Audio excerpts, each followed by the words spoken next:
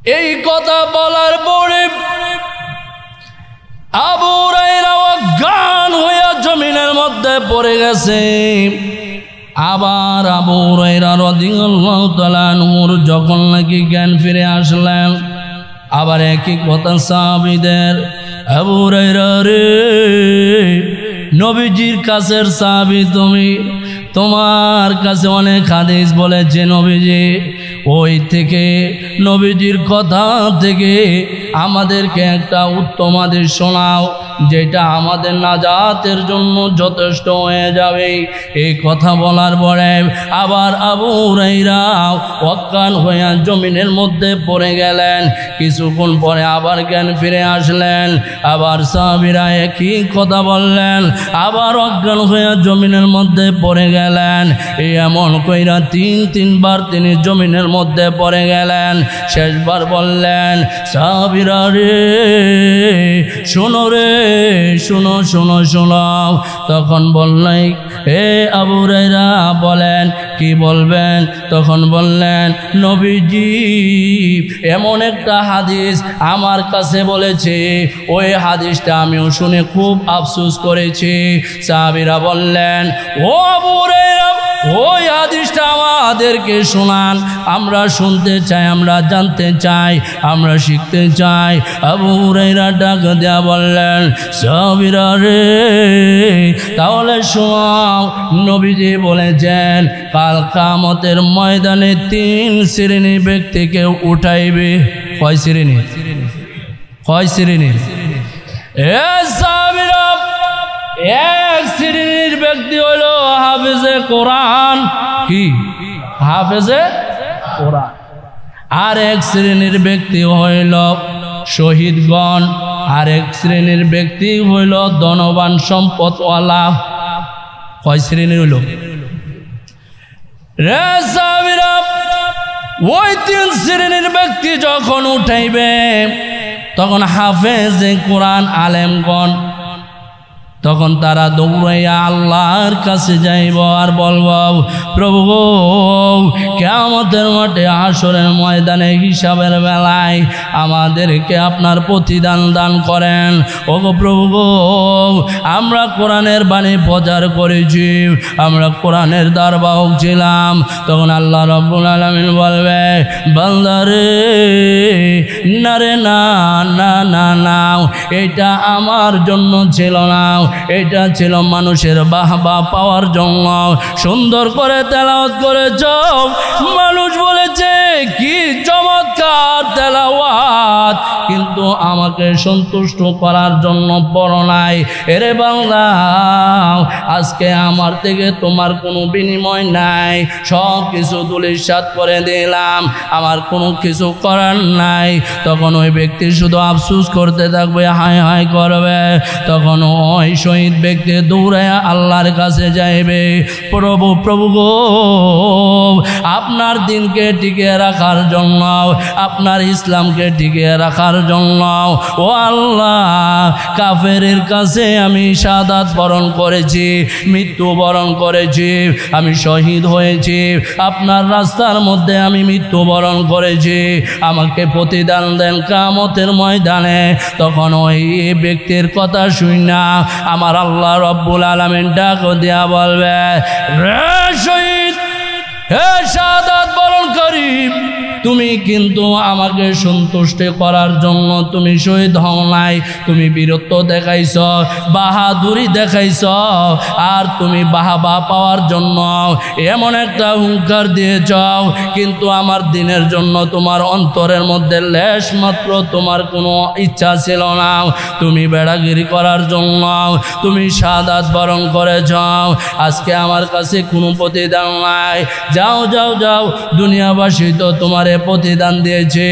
ওই তারা বলেছে, আহ কত বড় শক্তিশালী মানুষ ছিল, কত বীর বাহাদুর ছিল, সে তার কত শক্তি ক্ষমতা ছিল, তারা তোমাকে প্রতিদান দিয়ে দিয়েছে। আজকে আমি আল্লাহর কাছে তোমাদের আর কোনো প্রতিদান নাই। এমনিভাবে ওই শহীদ শুধু কপালের মধ্যে তাপড়াইবে আর চিৎকার মাইরা দৌড়াইতে থাকবে। এরে বন্ধু, এমনিভাবে ধনাঢ্য ব্যক্তি আল্লাহর কাছে যাইবে, আল্লাহর কাছে গিয়া বলবে প্রভু ও আল্লাহ আমি আমার বিনিময় চাই। আল্লাহ বলবে কি বিনিময় চাও? ও আল্লাহ আমি অনেক দান খয়রাত করেছি, আমি অনেক খয়রাত করেছি।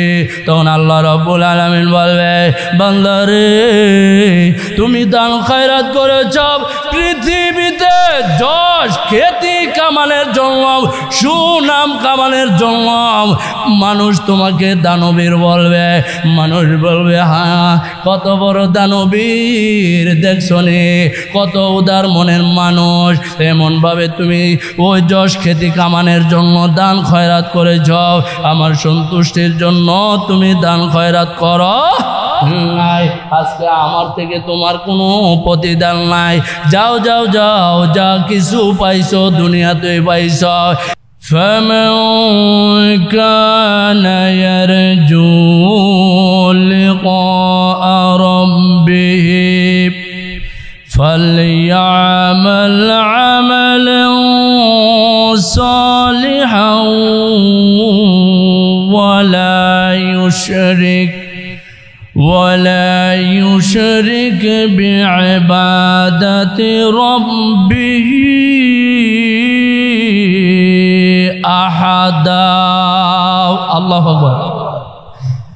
আল্লাহ রাব্বুল আলামিন বলেন হে আমার বান্দা যদি তোমরা তোমাদের রবের সাক্ষাৎ পেতে আশঙ্কা করো, আশা করো, তাহলে তোমরা আমলে সলেহা করো, একনিষ্ঠভাবে শুধু আল্লাহর জন্য ইবাদত করতে হবে। আল্লাহ বলে আর যদি এই ইবাদতের মধ্যে যদি কোনো শিরিক ঢুকে যায় তাহলে এই ইবাদত বাতিল হয়ে যাবে। আল্লাহ বলে ওয়ালা ইউশরিক বিইবাদাতি রাব্বিহি আহাদা, শুধু একমাত্র আমার ইবাদত করতে হবে, আমার সন্তুষ্টির জন্য ইবাদত করতে হবে। নচেত যদি কোনো লোক দেখানো হয়ে যায় তাহলে ইবাদত আমার দরবারে কবুল হবে না, আমার সাক্ষাৎ পাবে না, আমার দিদারও পাবে না। বলেন নাউজুবিল্লাহ। আল্লাহর নবী ফরমান সাহাবীদেরকে নিয়ে একদা তিনি বসে রয়েছেন। নবীজি বললেন সাহাবীরা রে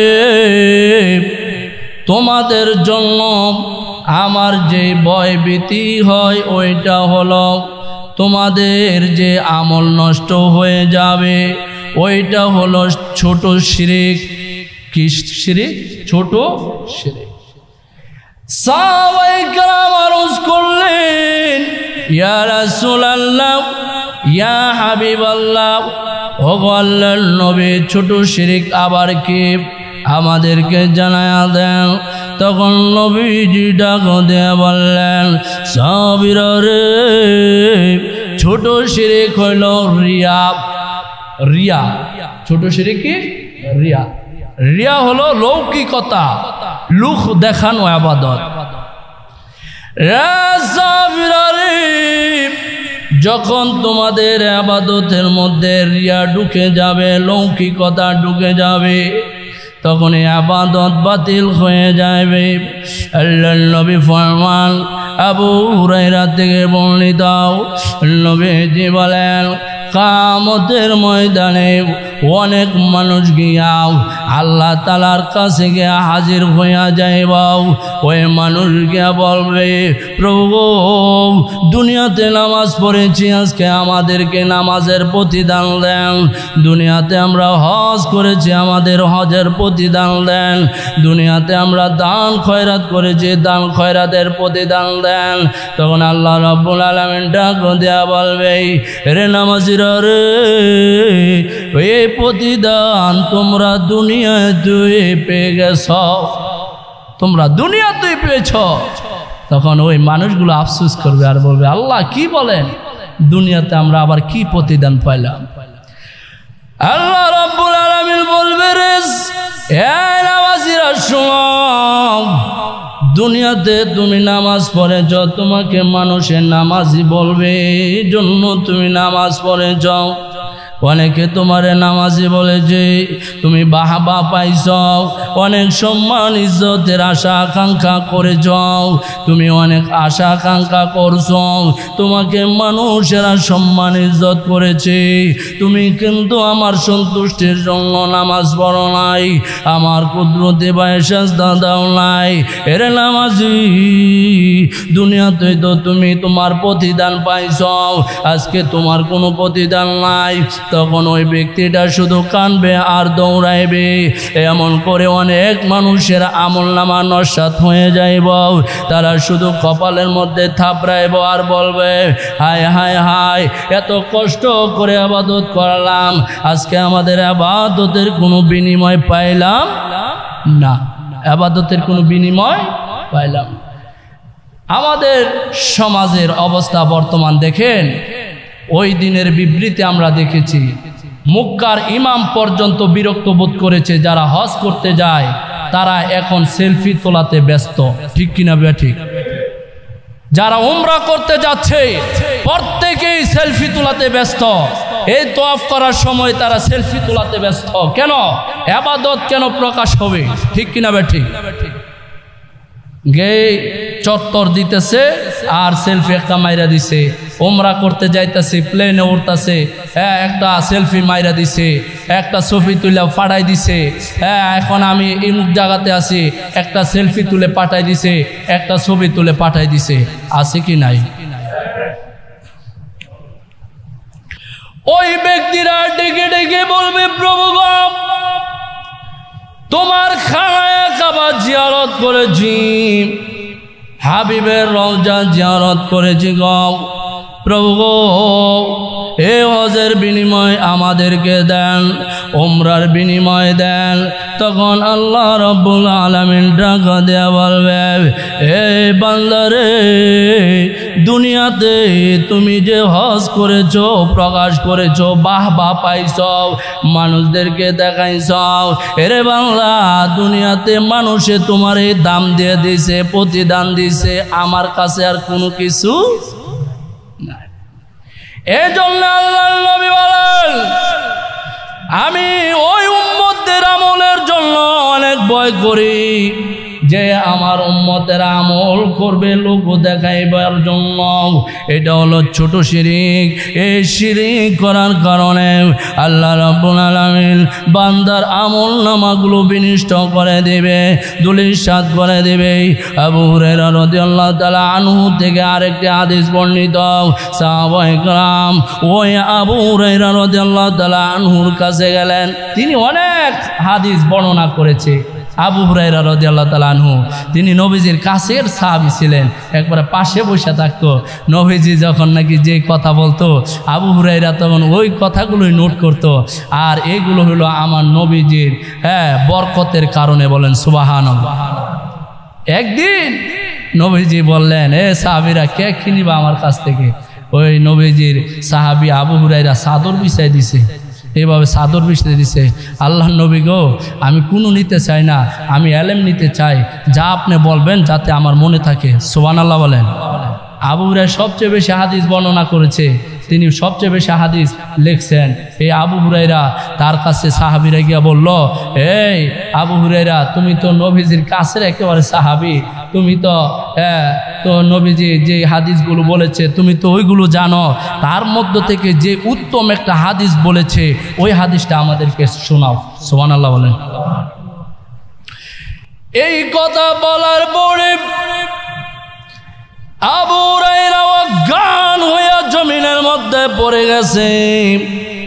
আবার আবু হুরায়রা রাদিয়াল্লাহু তাআলা আনহুর যখন নাকি জ্ঞান ফিরে আসলেন, আবার একই কথা সাহাবীদের, আবু হুরায়রা রে, নবীজির কাছের সাহাবী তুমি, তোমার কাছে অনেক হাদিস বলেছে নবীজি, ওই থেকে নবীজির কথা থেকে আমাদেরকে একটা উত্তম হাদিস শোনাও যেটা আমাদের নাজাতের জন্য যথেষ্ট হয়ে যাবে। এই কথা বলার পরে আবার আবু হুরায়রা অজ্ঞান হয়ে জমিনের মধ্যে পড়ে গেলেন। কিছুক্ষণ পরে আবার জ্ঞান ফিরে আসলেন, আবার সাহাবীরা একই কথা বললেন, আবার অজ্ঞান হয়ে জমিনের মধ্যে পড়ে গেলেন। এই এমন কইরা তিনবার তিনি জমিনের মধ্যে পড়ে গেলেন। শেষবার বললেন, সাহাবীরা রে শোনো রে, শোনো শোনো শোনো। তখন বললেন, হে আবু হুরায়রা বলেন, কি বলবেন? তখন বললেন, নবীজি এমন একটা হাদিস আমার কাছে বলেছে, ওই হাদিসটা আমিও শুনে খুব আফসোস করেছি।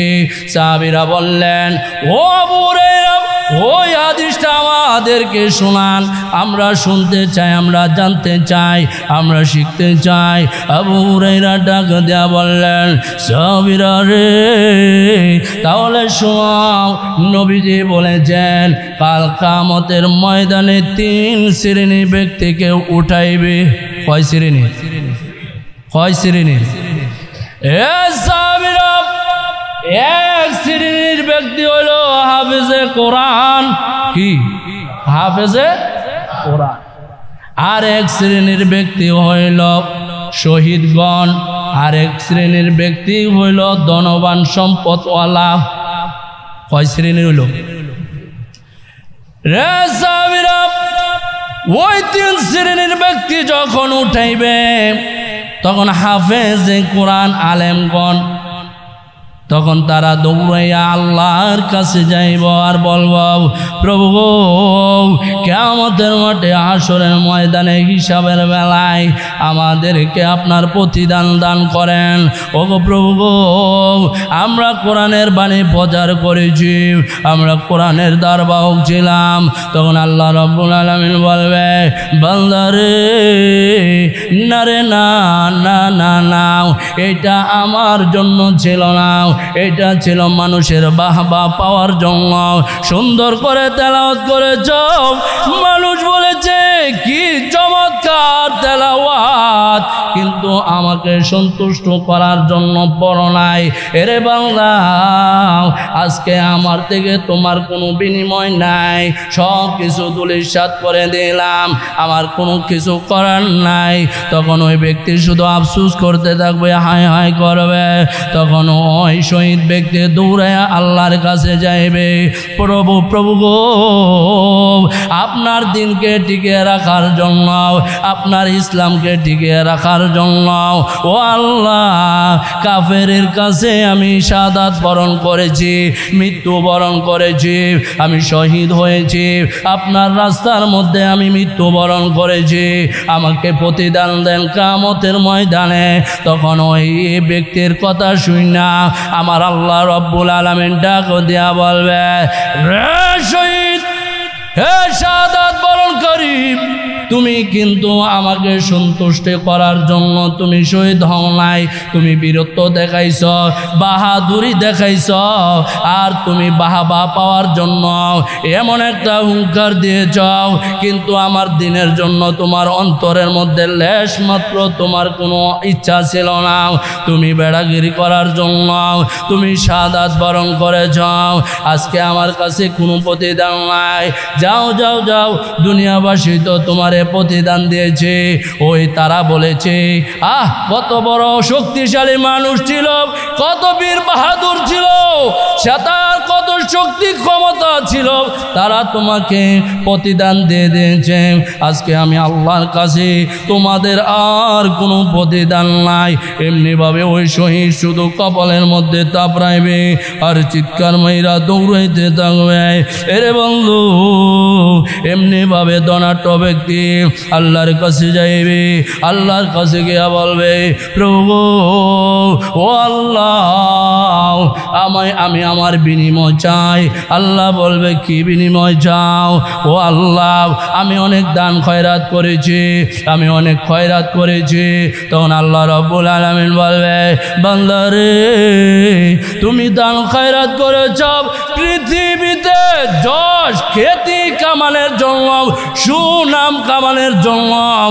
মানুষ তোমাকে দানবীর বলবে, মানুষ বলবে হ্যাঁ কত বড় দানবীর দেখছো নে, কত উদার মনের মানুষ। এমনভাবে তুমি ওই যশ খ্যাতি কামানোর জন্য দান খয়রাত করেছ, আমার সন্তুষ্টির জন্য তুমি দান খয়রাত করো নাই। আজকে আমার থেকে তোমার কোনো প্রতিদান নাই। যাও যাও যাও, যা কিছু পাইছো দুনিয়াতে পাইছো। এই জন্য আল্লাহর নবী বলেন, আমার উম্মতের জন্য বেশি ভয়ভীতি হয়, তারা ইবাদতের মধ্যে লোক দেখানো ইবাদত করবে, ঠিক কিনা বে ঠিক, রিয়া করবে, যা করবে মানুষদেরকে দেখানোর জন্য করবে, তারা মানুষদেরকে খুশি করার জন্য করবে। এই জন্যই তো অনেক সময় দেখা যায় আমল প্রকাশ করার লাই খালি ঘুরে। আহারে মিয়া সাবরে কেউ জিজ্ঞাসা করছে না, আয়সা কইতাছে যে আজকে ও রাত্রে গভীর রাত্রে উঠছি, তাহাজ্জুদ পড়ার লাগি উঠছি, পরে একটা বৃষ্টির একটা ভাব আইছে। আচ্ছা তারে কি কেউ কইছে বৃষ্টির ভাব আইছে কি নাই? কিন্তু তাহাজ্জুদের জন্য যে উঠছে এটা কেমনে প্রকাশ করব? এখন বৃষ্টির একটা ভাব আইছে, এটা দিয়া তাহাজ্জুদ যে পড়ে এটা একটা প্রকাশ করছে। তাহলে এই প্রকাশ করার মাধ্যমে আমাদের আমল বরবাদ হয়ে গেছে। আবু হুরায়রা থেকে আরেকটি হাদিস বর্ণিত, এক সাহাবী রাসূলের কাছে গিয়া বলল, ইয়া রাসূলুল্লাহ, ইয়া হাবিবাল্লাহ, আল্লাহর নবী গো, আমি গোপনে ইবাদত করি, আমার অন্তরের মধ্যে তো এমন কোনো আশা নাই, আকাঙ্ক্ষা নাই, আমার অন্তরের মধ্যে কোনো রিয়া নাই, কোনো লোক দেখানোর কোনো ইচ্ছা নাই। তারপরেও কেমন কইরা জানি আমলগুলো প্রকাশ হইয়া যায়। আছে না ওই মন? কেমনি জানি প্রকাশ হয়ে যায়। দেখেন বালা নেককার ব্যক্তি হইলে এটা এমনিতে প্রকাশ হয়ে যায়, কোন লাগে না। তো ওই সাহাবী গিয়ে কইতাছে, নবী গো, তো আমি তো ইবাদত করি গোপনে, এটা আমার অন্তরের মধ্যেও নাই, কিন্তু কিভাবে যে প্রকাশ হয়ে যায়, তাহলে আমি কি সব থেকে বঞ্চিত হমু? সুবহানাল্লাহ। কথার পৃষ্ঠিতে কথা আসে না।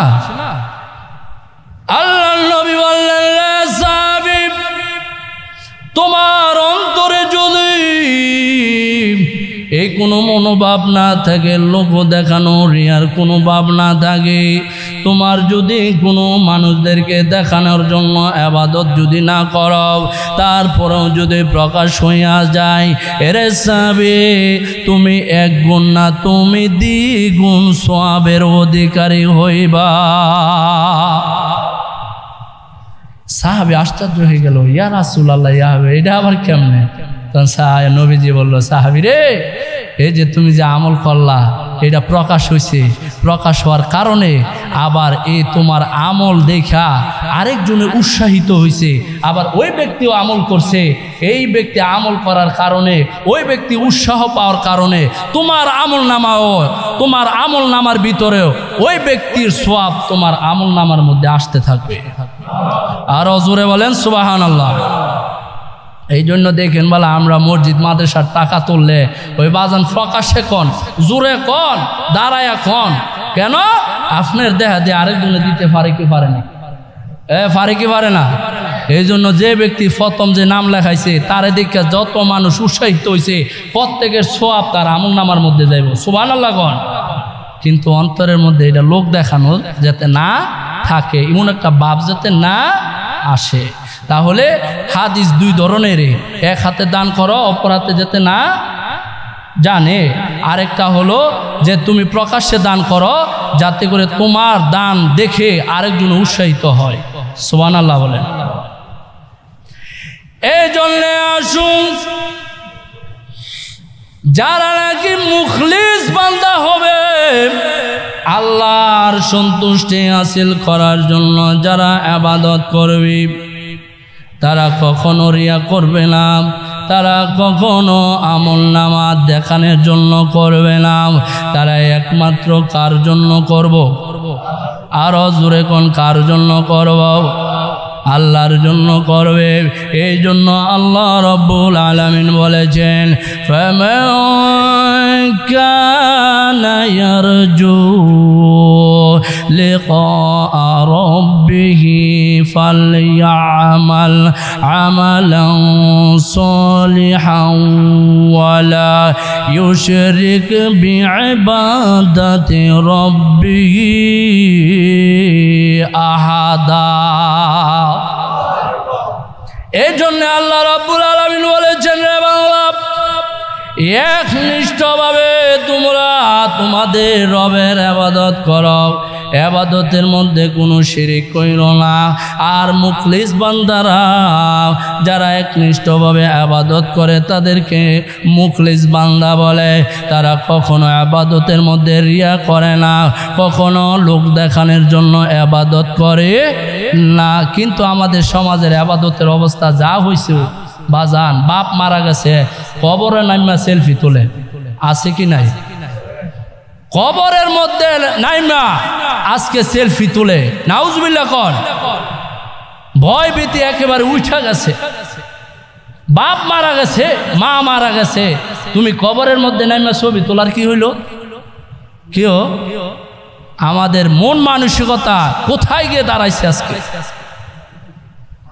আজকে যা কিছু বলেন, আজকে ভাইরাল হওয়ার লাগি মানুষ উচ্চা ফইরা লাগছে, এই ভাইরালে ভাইরাস হয়ে যাইতেছে, ঠিক কিনা বিঠি?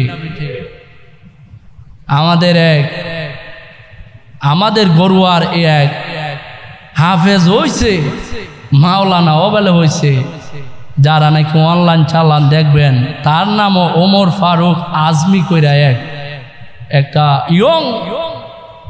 ইয়ং ছেলে আলেম হয়েছে, হাফেজ হয়েছে। ভাইরাল হওয়ার জন্য কি করছে জানেন আপনি? ভাইরাল হওয়ার জন্য মাথার চুল কাইটা সামনের চুল বড় কইরা এটার মধ্যে রং লাগাইয়া টিকটক করা শুরু করছে। নাউজুবিল্লাহ করেন, আরো জোরে বলে নাউজুবিল্লাহ। আজকে মানুষ কি হলো? মানুষের আমল প্রকাশ করার জন্য আজকে অনুষ্ঠান করে, যাকাত দিবে।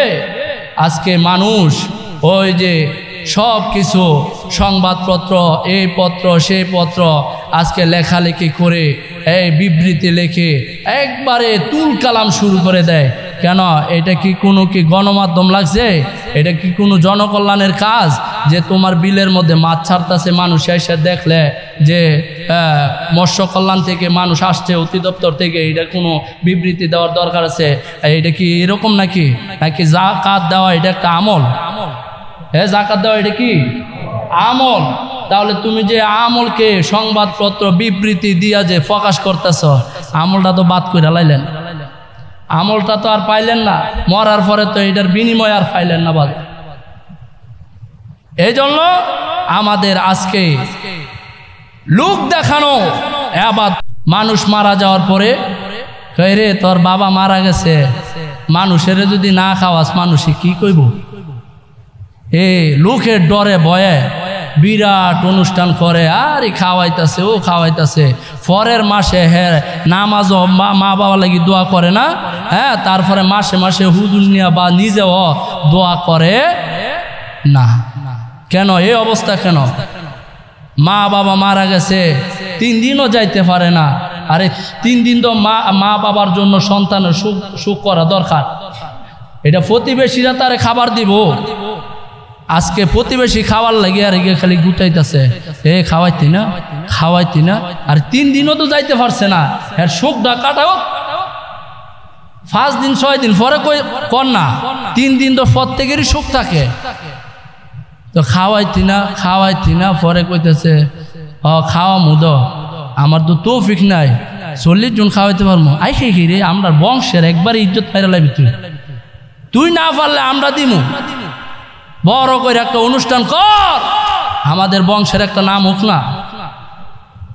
এটা কি সওয়াব রাসানি হইব নাকি লোক দেখানো হইব? লোক দেখানো হবে। তারপরে এই যে আপনার 40 দিন আছে, মাসে মাসে আছে, বছরেও আছে, পরে দিন মা বাবার খবর হইল না, মা বাবার লাগি দোয়াও করে না, নামাজও আসে না, নামাজের পরে হাত তুলে বলেও না রব্বির হামহুমা কামা রব্বায়ানি সগীরা। কি হইল? আমাদের ইবাদত কোথায় গিয়ে দাঁড়াইতেছে? লোক দেখানো আজকে সমাজ ছেয়ে গেছে। এই জন্য লোক দেখানো কিছু বন্ধ করে একনিষ্ঠভাবে আল্লাহ তাআলার ইবাদত করতে হবে। যদি একনিষ্ঠভাবে আল্লাহর ইবাদত করে তাহলে ওই ব্যক্তিটার মান সম্মান আসমান এবং জমিনের মধ্যে যত সৃষ্টিজীব আছে প্রত্যেকের কাছে ওই ব্যক্তির দাম বাড়ায় দেয়। আরো জোরে বলেন সুবহানাল্লাহ। আল্লাহর নবী বলেন,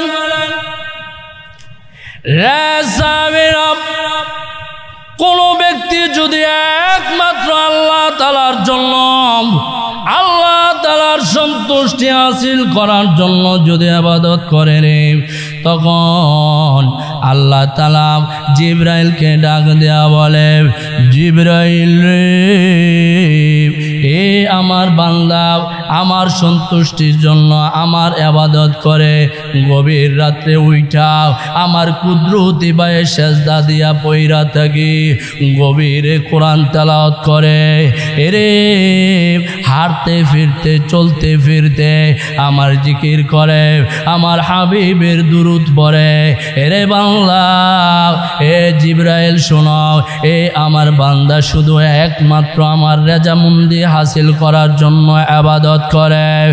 এ জিবরাইল, আমি আমার এই বান্দাকে ভালোবাসি, মুহাব্বত করি, তুমিও আমার এই বান্দাকে ভালোবাসো, মুহাব্বত করো। তখন জিবরাইল তামাম জগতে যত সৃষ্টিজীব আছে সকলের কাছে একটা এলান করতে থাকি, এই পৃথিবীর আসমান এবং জমিনের যত মাখলুকাত আছো তোমরা শুনো, আমার আল্লাহ তাআলা ফরমান জারি করেছে, এই মুখলিস বাংলা একনিষ্ঠভাবে আল্লাহ তাআলার গোলামি করে, আল্লাহ তাআলার রেজামন্দি হাসিল করার জন্য ইবাদত করে, এই তামাম জগতের সৃষ্টি করে তোমরা শোনো, আমার আল্লাহ তাআলা তাকে ভালোবাসে, আমাকেও বলেছে ভালোবাসার জন্য। আর আমি তোমাদের সকলকে বলে দিলাম তোমরা ওই আল্লাহর এই বান্দাকে তোমরাও ভালোবাসো। জোরে বলেন সুবহানাল্লাহ।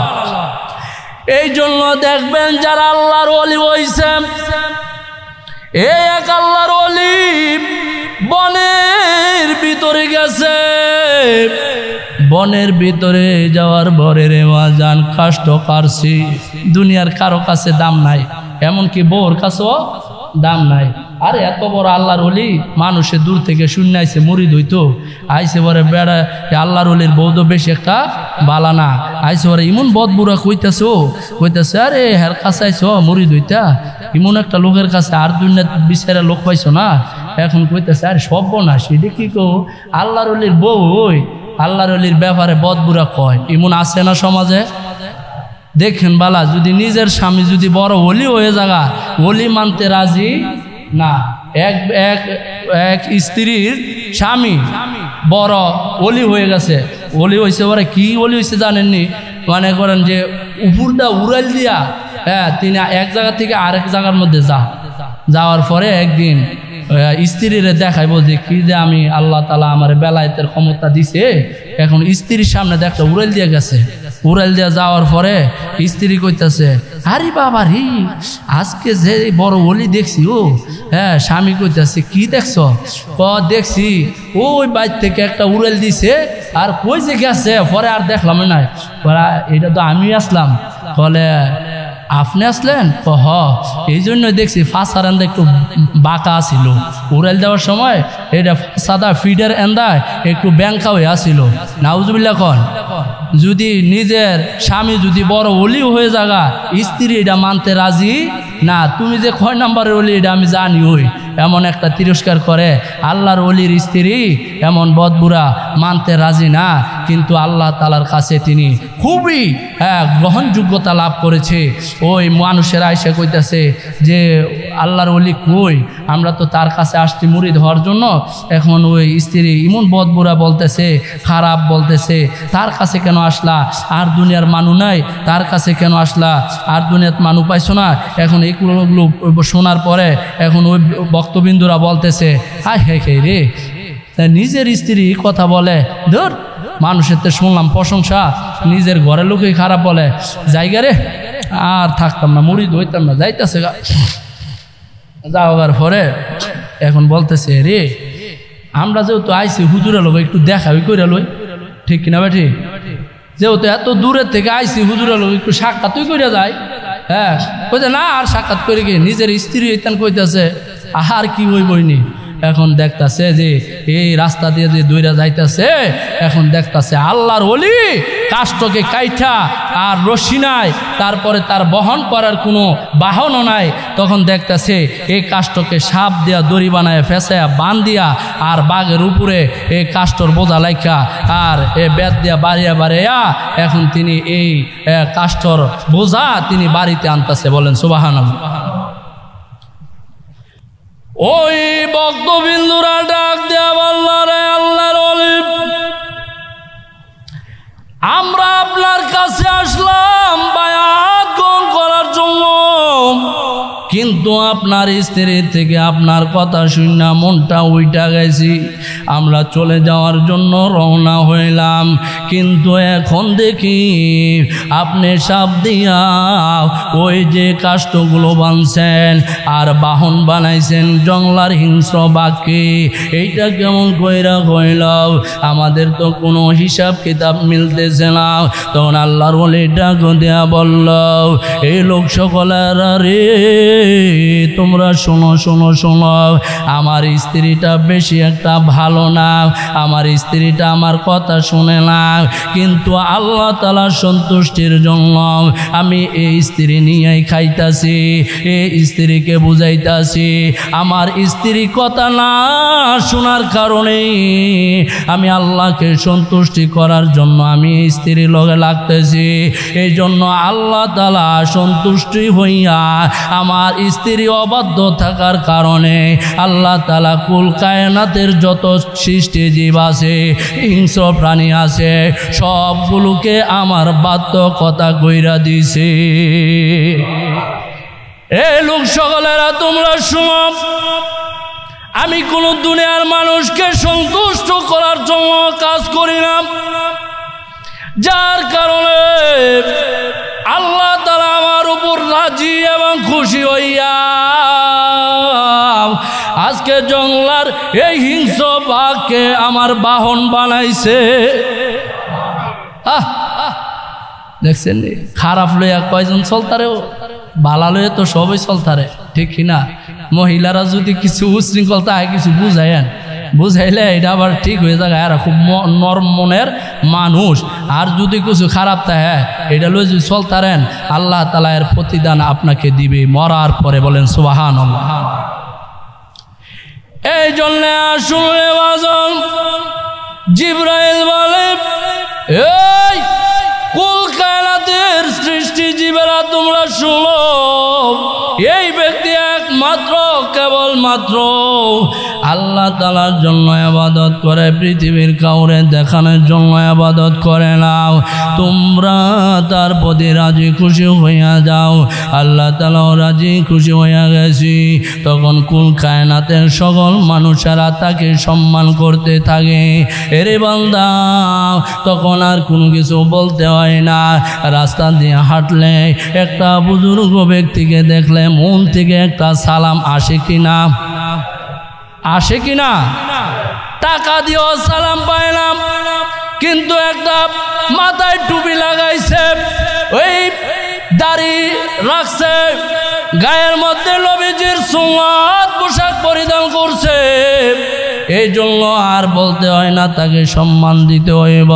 আল্লাহ তাআলার পক্ষ থেকে অটোমেটিক সম্মান এসে যায়। তখন ওই ব্যক্তিকে দেখলেই ভালো লাগে, দেখলে একটা মায়া লাগে, দেখলে একটা সালাম দিতে মন চায়, দেখলে একটু কাছে ডাকতে মন চায়, দেখলে একটা চা খাওয়াইতে মন চায়, দেখলে একটু হাদিয়া দিতে মন চায়, দেখলে একটু বাড়িতে নিতে মন চায়। কেন রে কেন?